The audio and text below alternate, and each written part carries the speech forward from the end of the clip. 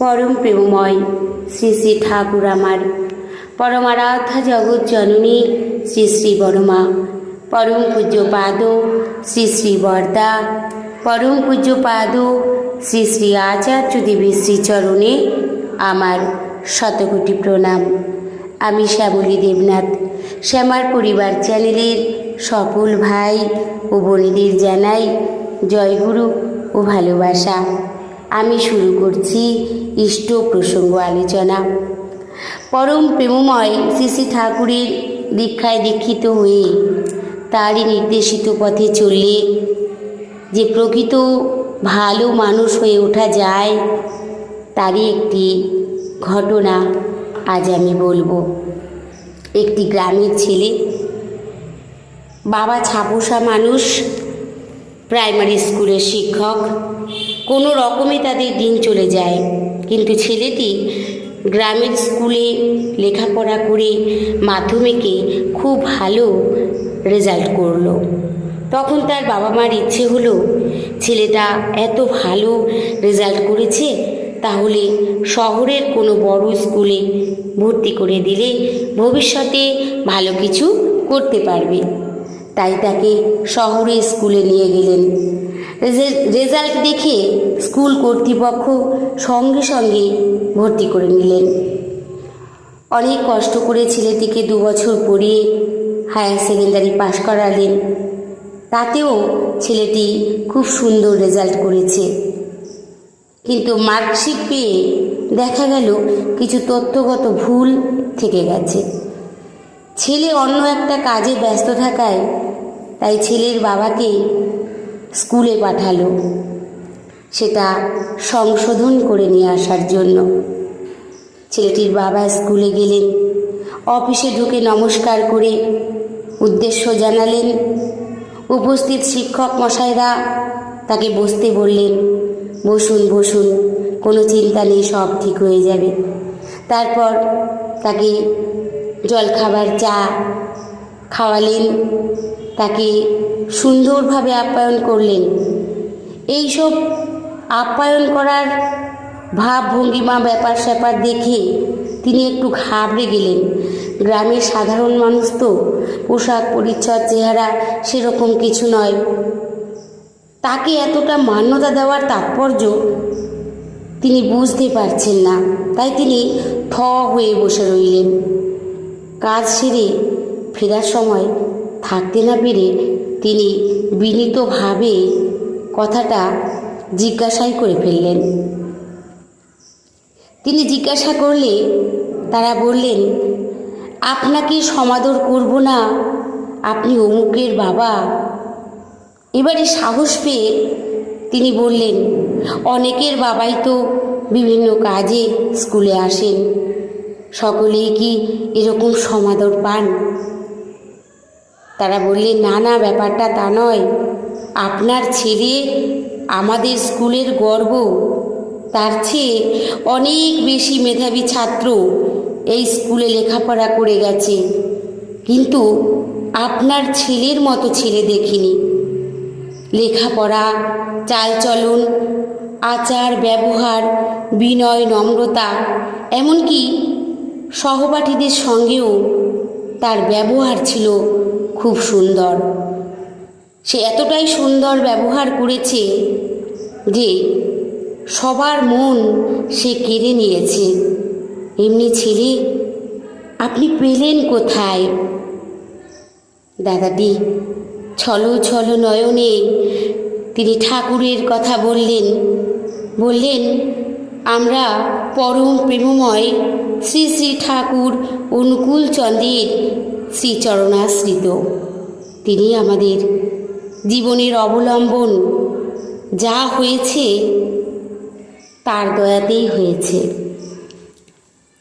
ঠাকুরের নির্দেশিত পথে চললে শুধু ভালো শিক্ষায় শিক্ষিত, পড়াশোনায় ডিগ্রি, এটা হলেই হয় না।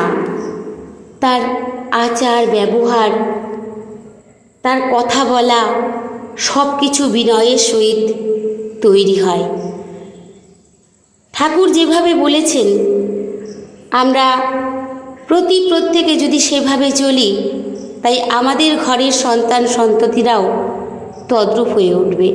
ঠাকুর করিয়ে শিখিয়েছেন, তাই আমাদের বাবা মাকেও তদ্রূপ করে আমাদের সন্তানদের মানুষ করে তুলতে হবে। শুধু সব বিষয়ে লেখাপড়ায় যে একেবারে অনেক কিছু বড় জায়গায় সে পৌঁছাতে পারবে, কিন্তু তার সঙ্গে কথা বলতে গেলে অন্য ব্যক্তি যদি আপ্লুতই না হলো, তার ভালোই না লাগলো, তাহলে কেমন শিক্ষা তাকে দেওয়া হলো? তাই শুধু ডিগ্রি পেলে চলবে না, আচার ব্যবহার চাল চলন সব কিছু সুন্দর হয়ে উঠবে একমাত্র পরম প্রেমময় শ্রী শ্রী ঠাকুর অনুকূলচন্দ্রের অনুসরণে। ঠাকুর করিয়ে শিখিয়ে দিয়ে গেছেন, তাই আমাদেরকেও চেষ্টা করতে হবে ঘরে ঘরে যেন এমন ছেলে তৈরি হয় যাতে গর্ভে বাবা মা তাদের খুব আনন্দ পায়। সেই বাবাটি এতটাই আনন্দিত, তিনি ভেবে উঠতে পারছেন না যে এটা কেন তাকে করা হচ্ছে এমন সমাদর, তিনি ভাবতেই পারেননি। পরে যখন তারা বললেন, এমন ছেলে আপনি পেলেন কোথায়? তাই আমাদেরকে তদ্রূপ হয়ে উঠতে হবে, আমরাও যেন এমনভাবে সেই সন্তানদের তৈরি করতে পারি। সেটা কিভাবে হবে? পরম প্রেমময় শ্রী শ্রী ঠাকুর অনুকূলচন্দ্রের দীক্ষায় দীক্ষিত করে তার নির্দেশিত পথে চলে সৎ নাম গ্রহণ করতে হবে তাকে। সৎ নাম গ্রহণে সব হয়। তিনি পরম দয়াল, তার দয়া থেকে কখনো কেউ বঞ্চিত হয় না। তিনি সকলকেই ভালোবাসেন। আমরা বাস্তব জীবনে, আমরা যারা সৎসঙ্গী, তারা বাস্তব জীবনে ঠাকুরের অপার দয়া, অপার করুণা উপভোগ করছি, এখনও উপভোগ করে চলেছি। ঠাকুর যে আছেন প্রত্যেক ক্ষণে ক্ষণে বুঝতে পারি, তিনি ডাকে সাড়া দেন। ঠাকুরকে ছবি ভাবলে চলবে না, ভাবতে হবে জীবন্ত জীবন্ত ভগবান আমার। তিনি সকল সময় আমাদের সঙ্গে থাকেন। আমরা সবাই পরম পিতার সন্তান। ঠাকুর সকল সময় আমাদের ভালোবাসেন, তাই আমাদেরও ভালোবাসতে হবে। আমরাও তাকে ভালোবেসে জড়িয়ে ধরব, না হলে হবে কি করে? তার দয়ার কথা কোনো শেষ নেই। পরম পূজ্যপাদ শ্রী শ্রী দাদা বলেছেন একদিন প্রসঙ্গক্রমে, ঠাকুরের কথা কি বলবো, শুধু একটা কথাই বলতে হয়, তিনি পরম দয়াল। তিনি তার দয়া থেকে কখনো কাউকে বঞ্চিত করেন না। অবহেলিত উপেক্ষিত যারা, তারাও তার দয়া থেকে বঞ্চিত হয় না। তাই তো আজ লক্ষ লক্ষ মানুষ পরম প্রেমময় শ্রী শ্রী ঠাকুর অনুকূলচন্দ্রের দীক্ষায় দীক্ষিত হয়ে আনন্দে মাতোয়ারা। দিকে দিকে চলছে তার অনুষ্ঠান। কিছুদিন আগেই পরম পূজ্যপাদ শ্রী শ্রী আচার্যদেবের জন্মদিন পালন করা হলো দেওঘরে। হাজার হাজার বলবো না, লক্ষ লক্ষ লোকের সমারোহ সেখানে। সবাই তৃপ্তি পেয়েছেন তার দর্শনে, সবাই আনন্দ করে এসেছেন। তাই দেওঘরে গেলে শান্তি স্বস্তি নিয়ে আসা যায়। আমাদের ভালো লাগা, আমাদের সেই প্রেমের মালিক ঠাকুর আমার, যাকে আমি সবচাইতে বেশি প্রেম করি, আমার ঠাকুর। ঠাকুর ছাড়া পৃথিবীতে কেউ নেই নিজের মতো করে। তাই ঠাকুরকে সবসময় নিজের ভাবতে হয়, তাকে ভালোবাসতে হয়, তাকে শুধু প্রেম করতে হয়, তাহলেই তিনি সাড়া দেন।